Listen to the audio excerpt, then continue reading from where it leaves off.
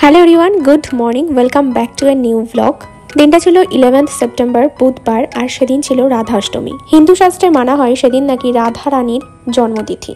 আমার ঘরেও রাধা মাধবের মূর্তি রয়েছে, তবে জন্মাষ্টমীর সময় তো এখানে ছিলাম না, বাড়িতে ছিলাম, সেখানেই পালন করা হয়েছে। তবে মনে মনে ভেবে রেখেছিলাম যে রাধাষ্টমীর দিন নিজের হাতে রাধা মাধবকে কিছু রান্না করে খাওয়াবো। তো সেই জন্য আজকে সকাল সকাল ঘুম থেকে উঠেও পড়েছি। তার প্রস্তুতি তো গতকাল রাত থেকেই চলছে, তবে আজকে কি কি করবো না করবো সেটা পুরোটাই তোমাদের সাথে শেয়ার করব। তো চলো দেখতে থাকো ব্লগটা, আশা করছি ভালো লাগবে। তো এই যে এখানে এখন তাল ঘষা চলছে, হচ্ছে দেখো কি হচ্ছে। আমরা এটা তো চুবি তাল। তুমি আগে তাহলে করেছো তালের বড়া? হ্যাঁ, মানে পুরো বড়া করেছো নাকি শুধু তালি ইয়ে করেছো? সব করেছো সত্যি? তো এই যে এখানে অনেকটা হয়ে গেছে আর একটা আটি বাকি আছে। তো এখানে সমস্ত ঠাকুরের জিনিস টিনিস রাখা আছে। সকালে উঠে সব বাসন টাসনগুলোও ধুয়ে দিয়েছিলাম। তো প্রথমে যে কাজটা করবো, দুধটা গরম করব, কিন্তু এটা নিয়ে চাপে রয়েছি যে দুধটা কালকে রেখেছিলাম ঠিক থাকবে কিনা। আর এখানে রান্নার জন্য ইন্ডাকশনের একটা ছোটোখাটো সেট আপ করে নিয়েছি।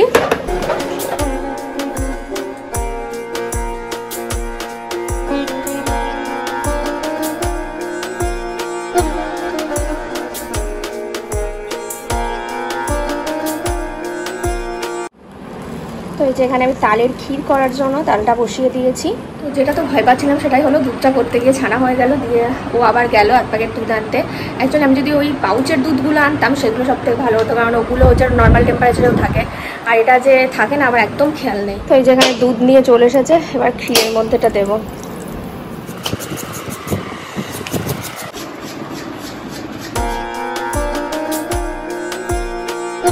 তো এখানে আমার তালের ক্ষীরটাও রেডি হয়ে গেছে, সবশেষে একটু নারকেল কোড়া ছড়িয়ে দেবো।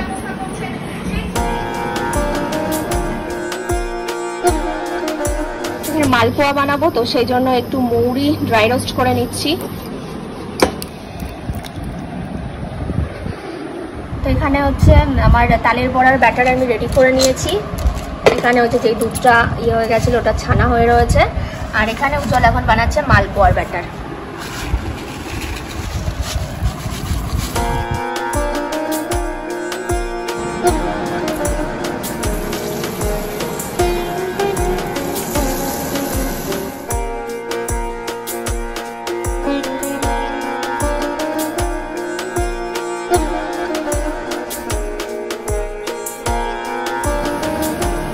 এই যে ফাইনালি তালের বড়া হচ্ছে, আর বেশ ভালো ফুলছেও।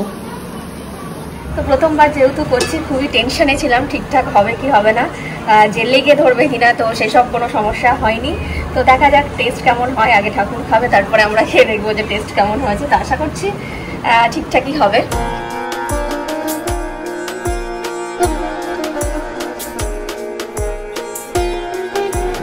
রাধা রানীর নাকি প্রিয় খাবার মালপোয়া, তো তার জন্য অল্প করে একটু মালপোয়ার ব্যবস্থাও করেছি। এখানে এই যে উজ্জ্বল ব্যাটারটা রেডি করে দিয়েছে,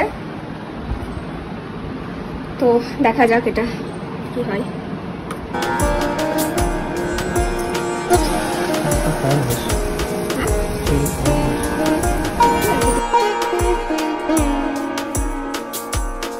এটা সেকেন্ড ব্যাচ চলছে, আর দেওয়ার সাথে সাথে এত সুন্দর ফুলে যাচ্ছে, বেশ ভালো লাগছে।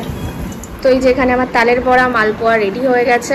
তো প্রথমে আমি পুজো দেওয়ার মতো অল্প করে নিলাম। এবার তো এগুলো একটু ঠান্ডা হতে দিতে হবে, তো আমি পুজোটা আগে সেরে দেবো, তারপরে ততক্ষণে হচ্ছে উজ্জ্বল বাকিটুকু ভাজবে আর কি। পুজো দেওয়ার মতো করা হয়ে গেছে।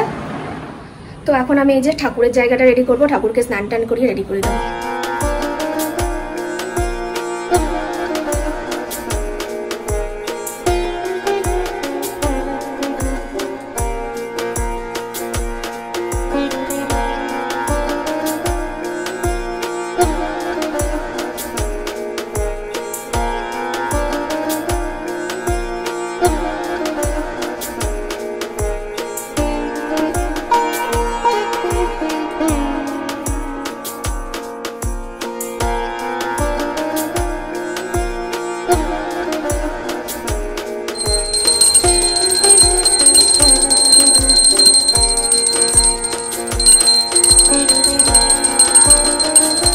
পুজো এই সবে শেষ হলো, এদিকে প্রচণ্ড মেঘ করেছে, যাই ছাদে আসলাম জামা কাপড়গুলো তুলতে। আকাশটা কি সুন্দর লাগছে যে মেঘ করে, সকাল থেকে একটার পর একটা কাজ চলে যাচ্ছে, মানে একটু বসার সময় পাচ্ছে না। চুলটা যে একটু ভালো করে স্নান করে আঁচড়াবো সেটারও সময় পাইনি। এত সুন্দর ঠান্ডা ঠান্ডা হাওয়া দিচ্ছে না, মনে হচ্ছে খানিকক্ষণ দাঁড়াই।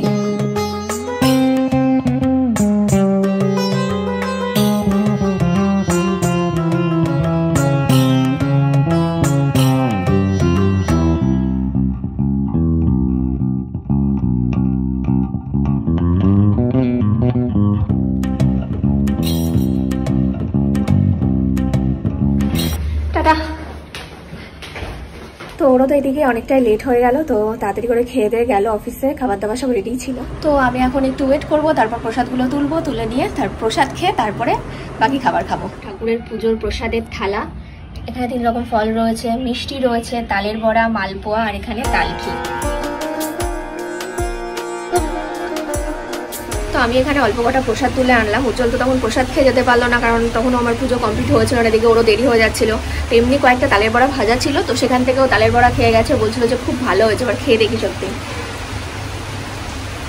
গরম গরম বেশি ভালো লাগে, ঠান্ডা হয়ে গেছে তো সত্যি বেশ ভালোই হয়েছে। ভীষণ ভয় পাচ্ছিলাম যে কেমন হবে না হবে, আর ঠাকুরের জিনিস তো কোনোভাবে একটু চেখে টেকেও দেখা যায় না।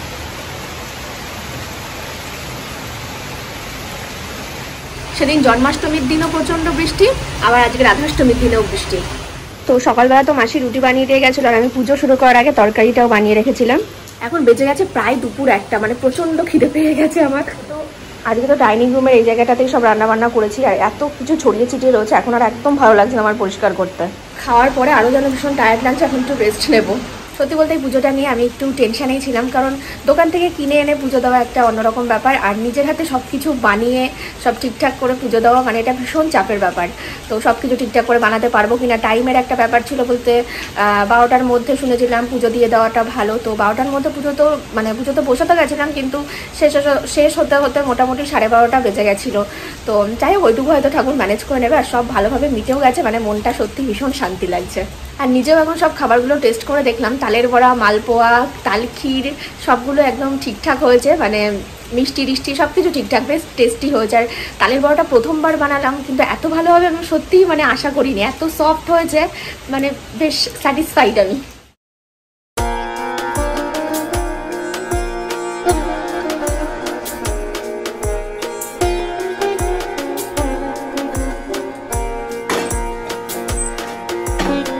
Hello everyone, good evening.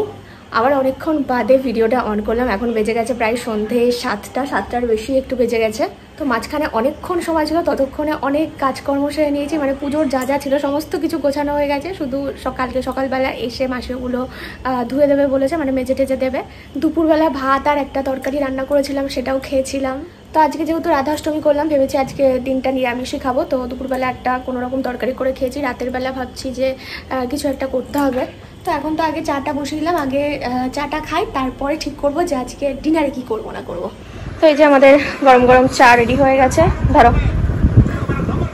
তো কদিন হলো আমাদের টিভিটা খারাপ হয়ে গেছে, টিভিটা খারাপ হয়ে এত মুশকিলে পড়েছি। মানে সন্ধ্যাবেলাটা পুরোটা টাইম আমরা টিভি দেখতাম, সন্ধ্যা থেকে রাত পর্যন্ত, মানে তখন আর ফোনই দেখতাম না, বিভিন্ন মুভি সিরিজ যাই হোক কিছু দেখতাম। কিন্তু এখন এত মানে বোরিং কাটছে, সন্ধ্যাগুলো ভাল লাগছে না।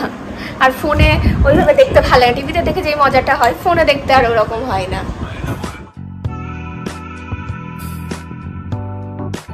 তো আজকে ডিনারের জন্য বানাবো বিভিন্ন সবজি দিয়ে সেদ্ধ ভাত, আর এটা খেতে আমরা দুজনাই যে কি ভালোবাসি যে কি বলবো। তোমরাও হয়তো অনেকেই খাও, তো আমি কিভাবে বানাই তো চলো আজকে তোমাদের সাথে সেটাই শেয়ার করব। তো এখানে দেখো আমি নিয়ে নিয়েছি বিভিন্ন রকমের সবজি, যেমন বেগুন, ঝিঙে, তারপর আমার কাছে কিছু ডাঁটা ছিল, কুমড়ো ডাঁটা আর কি, সেটাও নিয়ে নিয়েছি, কাঁচা লঙ্কা নিয়েছি, মানে মোটামুটি আমার কাছে যা যা সবজি ছিল সবই নিয়ে নিয়েছি। আর সঙ্গে নিয়েছি মুগ ডাল আর আতপ চাল। নর্মাল চাল দিয়েও করা যায়, তবে আতপ চাল দিয়ে করলে আরও এত সুন্দর একটা মানে গন্ধ হয়, এত ভালো লাগে খেতে যে কি বলবো। রাতের বেলা বেশিরভাগ দিন কিছু রান্না করতে না ইচ্ছা করলে আমরা এটাই চটজলদি বানিয়ে খেয়ে নিই। তো আমি এখানে সমস্ত সবজিগুলো কাট করে নিচ্ছি। তো তারপর এখানে প্রেসার কুকার নিয়ে নিয়েছি, আর যেই সবজিগুলো কেটে রেখেছিলাম সেগুলো সব দিয়ে দিলাম। আর তারপরে হচ্ছে ধুয়ে রাখা চাল আর ডাল, মানে মুগ ডাল আর আতপ চাল, এটাও দিয়ে দিলাম। আর দিয়ে দিলাম পরিমাণ মতো জল, কয়েকটা কাঁচা লঙ্কা চেরাও দিয়ে দিলাম, আর দিলাম পরিমাণ মতো লবণ, আর সবশেষে ওপর দিয়ে ছড়িয়ে দিলাম সামান্য সর্ষের তেল। নিরামিষের দিনে অনেকেই যেহেতু মুসুর ডাল খায় না, তো এটা মুগ ডাল দিয়ে যেমন করা যায় তেমন মটর ডাল দিয়েও কিন্তু করা যায়। আমি এর আগে মটর ডাল দিয়েও করেছি আর সেটাও খেতে ভীষণ টেস্টি লেগেছিল। তো এবার নিজের আন্দাজ অনুযায়ী প্রেশার কুক করে নিলেই রেডি হয়ে যাবে। তো ভাতটা তো আমি বসিয়ে দিয়ে আসলাম আর উজ্জ্বলকে বললাম ভাজাটা করে দিতে, ও আমার আর ভাল লাগছে না।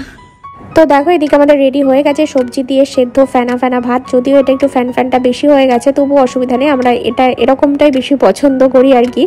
আর সঙ্গে এখানে উজ্জ্বল একটু কাঁকরোল ভাজাও করে নিয়েছিল, আর ওপর দিয়ে সামান্য ঘি ছড়িয়ে খেলে এটা যে কি লাগে, মানে অমৃত যাকে বলে। তো চলো আজকের ব্লগটাও তাহলে এ পর্যন্তই রাখছি। কেমন লাগলো অবশ্যই কমেন্ট করে জানিও, ভালো লাগলে একটা লাইক করো। তো খুব শীঘ্রই দেখা হচ্ছে নতুন একটা ব্লগ নিয়ে, ততক্ষণের জন্য tata bye and take care.